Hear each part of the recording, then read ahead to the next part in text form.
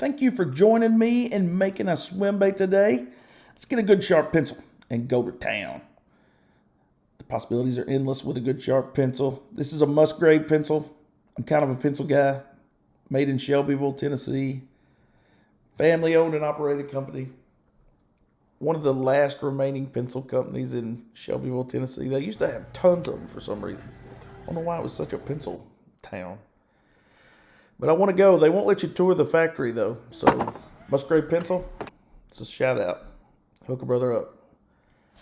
I have a couple of shirts and a hat from there. By the way, your 3XL wears more like a 2XL. But the hat fits great. Let's move some wood on this thing. Usually don't whittle like this, but whenever you're moving a lot of wood, it's all right to dig in like you're peeling a carrot or something.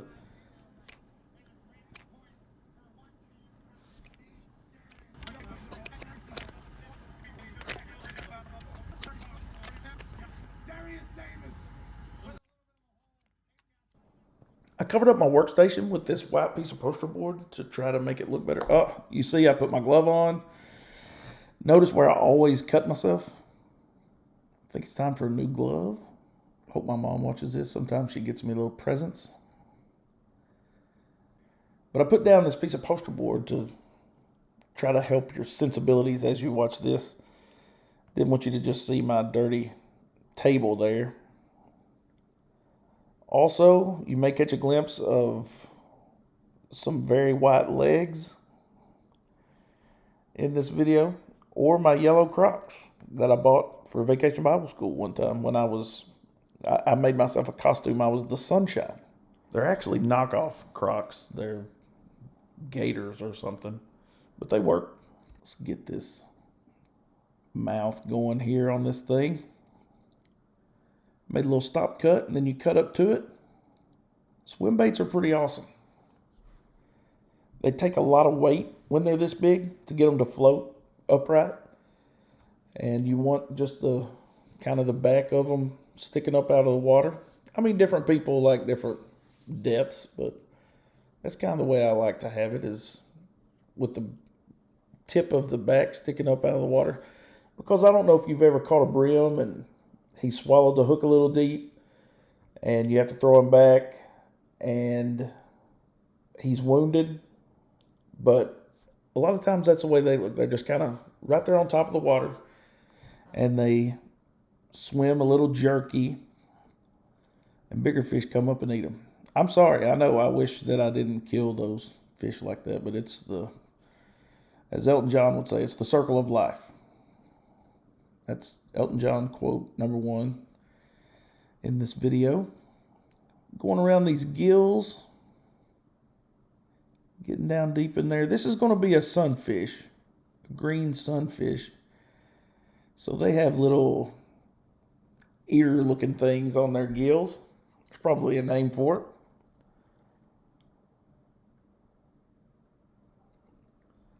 Circle of life.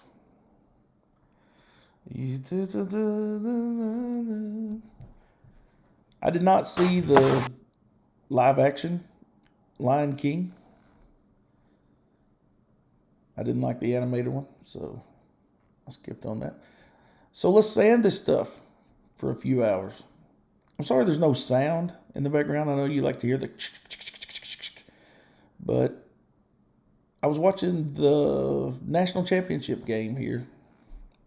TCU and Georgia. Wasn't much of a game, but it's in the background. So I turn the sound down on that. We're smoothing up here. Need some new sandpaper. I even cut out a little bit of the sanding, I think, because, oh my goodness. Sand all month long. When you think you're done, take another month to sand. Ooh, this is my little detail sander thing. Got to get in around those gills. If you don't get it good and smooth, it's never going to get smoother. It's not like hey, when we paint it and we put other stuff on there, it's going to smooth up. No, it's just going to look worse. Making a place here to put some weight. Marking some spots that I'm going to drill some holes so I can put some weight in this thing. It takes a lot of weight whenever they're this big and there's that much wood to get them to sink right. Used a Forstner bit, which makes a good hole that doesn't blow out. There's those legs I was talking about and the yellow Crocs.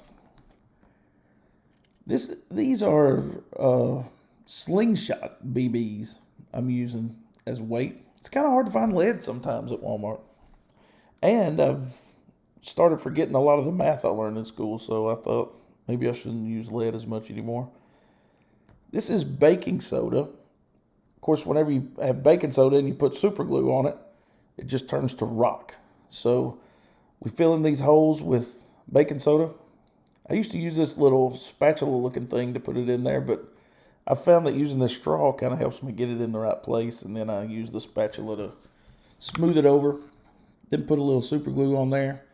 It immediately gets rock hard. Uh-oh, went off on the edge there, on the side. Let's get that little bit of leather off. Shout out to my buddy Eric, who bought me some leather at Goodwill to cover up the leather that my buddy David gave me. I don't buy anything. Everybody gives me everything. David gave me the original leather. Eric gave me some cover-up leather. It's actually pig hide that I covered that up with. My little clamp there. Vise. So now we're going to cut this thing so it has some movement in the middle. There I'm marking my hook hangers and my place where you tie it onto the line.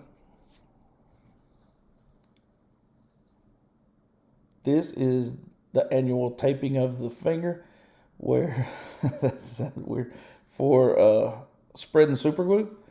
Put the thicker super glue on the side. We're waterproofing this thing. Then I take my finger that's taped up and rub that glue around to waterproof this thing.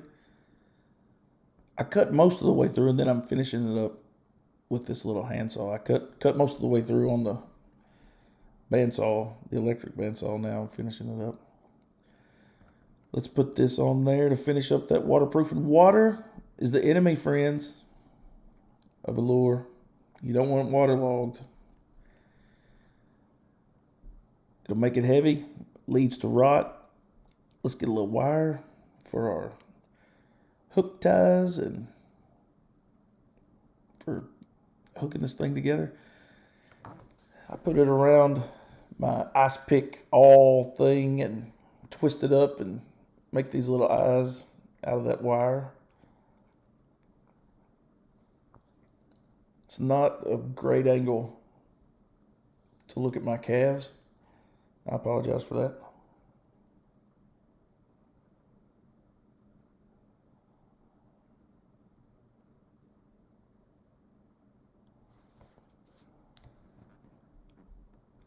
This thing is going to hinge right there.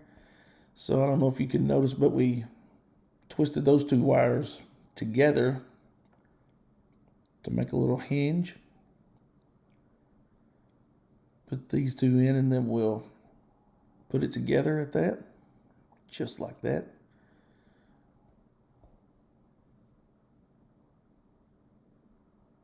There we go. Wiggled. You little good for nothing. Here we go. Putting some hook hangers on this thing. You know, I know that these are not as big and they don't go as deep as some hook hangers do. But I do know that they're tougher than the line. I want it to just be not the most, not the, you understand what I'm saying? The line would break before that hook hanger would come out. So that's why I do it like that. And don't worry about it too bad. Some people have ginormous hook hanging thingies.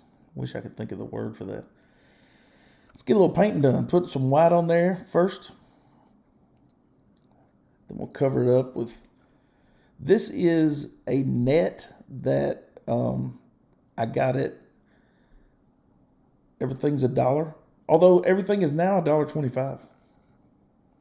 They really need to change that. Oh, it's a Dollar Tree is what it's called. But it's $1.25 now. And that was like a butterfly net that I got and cut up to put on there. We're going to paint over it, and then you can take that net off, and it leaves it kind of cool. If you can spray it from the same direction the whole time, it really helps, but I never do. Little green. Oh, and I apologize. I forgot to turn the camera on. I got so focused whenever I did that black and stuff. I forgot to turn the camera on, so I'm sorry. Got a few little splashes there. I think you can see where I just did one right then. But let me tell you something. Fish aren't perfect. Fish in the wild also have small mistakes. I'm trying to figure out how to get this to go the right direction, and I realized you had to do that. Oh, let's take a little lunch break here. This is Wings and Things from Zaxby's. Zaxby's is what I call Chick-fil-A's unsaved cousin. I'm hitting that Zax sauce pretty hard with the, I guess you would call them the things, because I think the wings are the ones that are dipped in the sweet and spicy sauce there. I go with the ranch with them for the most part. I love the fries at Zaxby's. That toast is not messing around either. Nutritious, hearty, delicious. Let's finish up this paint job.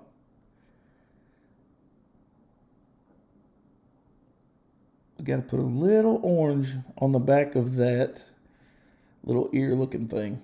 I should have zoomed in here so you could see a little bit. But there's an orange tip on that. You can see it a little better there.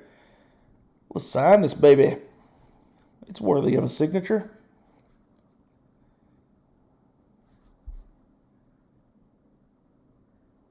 Put a couple of eyes on.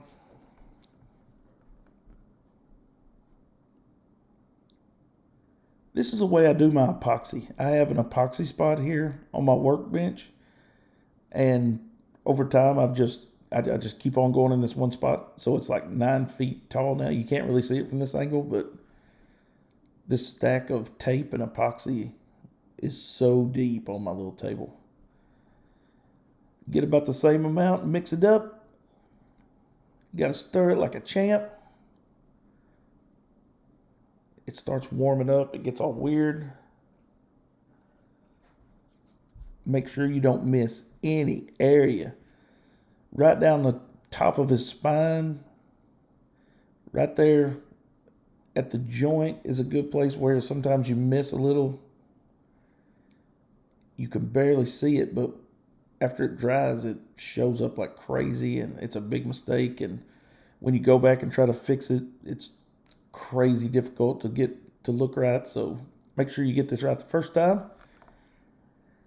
Let's put it on the rotisserie, because if you just set it up to dry, that stuff cures so slowly, gravity will pull it down and it'll get drippy on you. So this rotisserie turns it and helps it to dry evenly. Hang a few hooks on this baby. These hooks are too small, but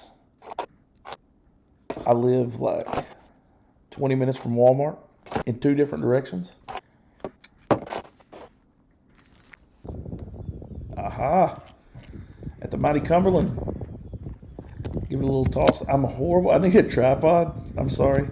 You can't tell what kind of action it has. It's not the greatest in the world, but it does float the right depth, and it'll work. I hope you enjoyed the video.